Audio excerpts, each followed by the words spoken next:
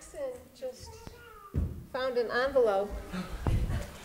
It says, to Mom.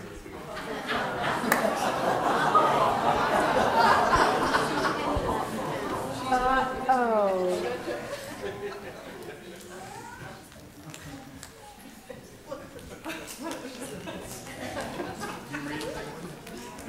I can read Penny's writing.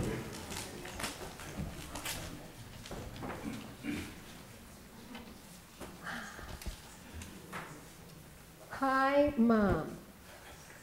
Happy Easter. By the time that you read this message, I will be in Jerusalem.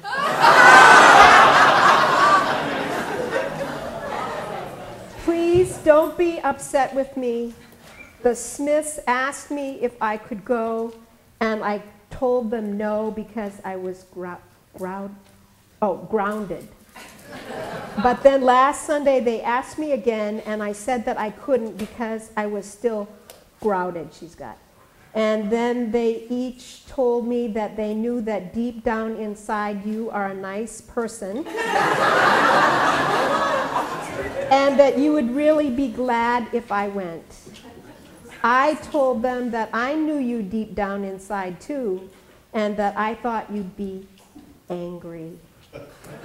Then Mr. and Mrs. Smith both said, don't worry, Penny. We really, really want you to go with us, and we will take all the blame. Please don't be mad at me, Mom. Do I sound mad? No. All right. Please don't be mad at me, Mom. Julie can have my Easter candy. All of it. So, Penny is in Jerusalem right now. Normally I'd be happy, but she's gone, and I'm going to be reading a story about this fellow. Have you ever seen him before? No. No? All right. Well, I don't need Penny to tell this story. There once was a family of caterpillars, and life for them was hard. They lived down in the dust and dirt of the earth, and occasionally they would find a peach leaf or a tomato plant to munch on. And that would satisfy them for a little while.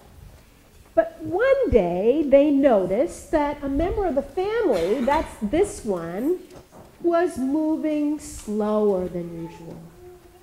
And there was concern that something might not be right. Maybe he was sick. They tried to be very helpful to him, but nothing they could do improved his condition. And then one morning, they discovered that he wasn't moving at all. He was very still, just like that, as if he were in a deep sleep. And this was strange, and the whole family now was very worried and frightened.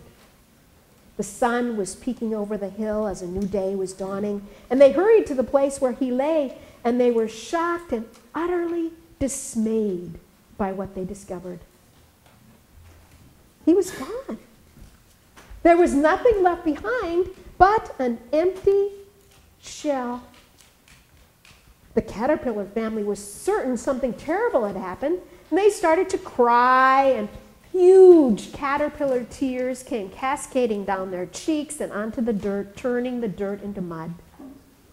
And the grieving caterpillars clung to each other with bowed heads. Oh, but God had a marvelous plan for the caterpillar. How sad that they never looked up. For had they raised their eyes heavenward, which way is heavenward? Right where Jane's looking. That's right.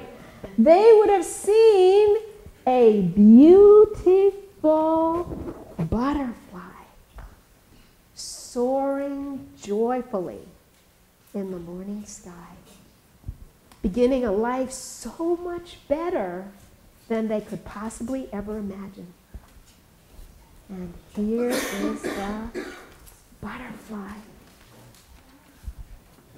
Whoa, look at that, soaring. But, you know what? The foolish caterpillars never looked up. But can you imagine if God has such an amazing plan for a caterpillar, which is really a worm, what sort of future does he have planned for you? Someone he loves so much. And there's the butterfly. So, this is Easter. And today is when we celebrate the fact that God creates and creates again, not just caterpillars, but us. And he creates our grandparents again, and our parents, and sometime us. And he's going to make us into brand new creatures. And can you imagine, just imagine what it will be like